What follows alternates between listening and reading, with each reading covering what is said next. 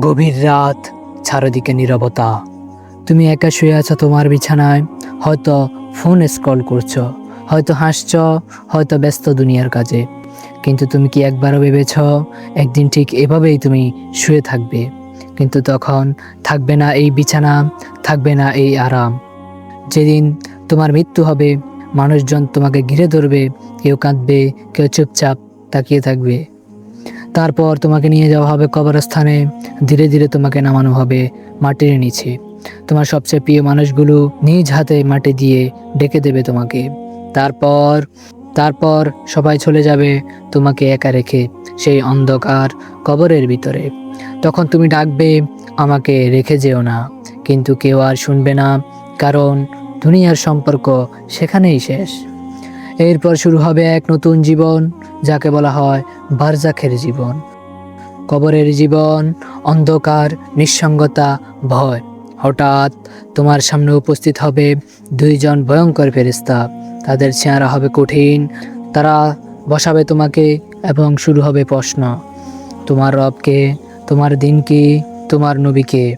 সেদিন মুখস্থ করা উত্তর কোনো কাজে আসবে না।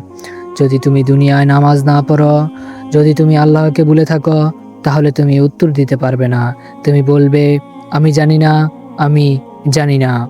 আর তখন শুরু হবে শাস্তি। কবর চেপে ধরবে তোমাকে, এতটাই ছাপ যে পাঁজরের হাড় একে অপরের সাথে মিশে যাবে। আর যারা ছিল ঈমানদার, যারা নামাজ পড়তো, যারা আল্লাহকে ভয় করত, তাদের জন্য কবর হবে শান্তির জায়গা, একটি জান্নাতের বাগান। তাদের কবর প্রশস্ত করে দেওয়া হবে, নূরের আলোয় ভরে যাবে চারপাশ। তারা বলবে, হে আল্লাহ, কিয়ামত তাড়াতাড়ি দিন। কিন্তু যারা গুনাহে ডুবেছিল, তাদের জন্য কবর হবে জাহান্নামের গর্ত। আগুনের তাপ আসবে, আযাব শুরু হবে। প্রতিদিন সকাল সন্ধ্যা তাদের সামনে জাহান্নাম দেখানো হবে। এটাই কবরের জীবন, এটাই বাস্তবতা। আজ আমরা ব্যস্ত গান বাজনা, অশ্লীলতা এবং দুনিয়ার আনন্দে, কিন্তু ভুলে যাচ্ছি আমাদের আসল গন্তব্য কবর। তুমি কি প্রস্তুত সেই দিনের জন্য? তোমার নামাজ কি ঠিক আছে? তুমি কি আল্লাহর কাছে ফিরে এসেছো, নাকি এখনো সময় আছে ভেবে গুনাহ করছো? মনে রেখো, মৃত্যু কোনো নোটিশ দিয়ে আসে না। হয়তো আজই, হয়তো আগামীকাল তোমার নাম ডাকা হবে, তোমাকে নিয়ে যাওয়া হবে সেই অন্ধকার কবরের দিকে।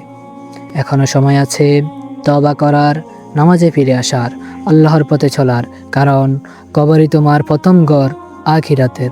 সেখানে যদি সফল হও, তাহলে সামনে সহজ, আর যদি সেখানে ব্যর্থ হও, তাহলে সামনে শুধু কঠিন পথ।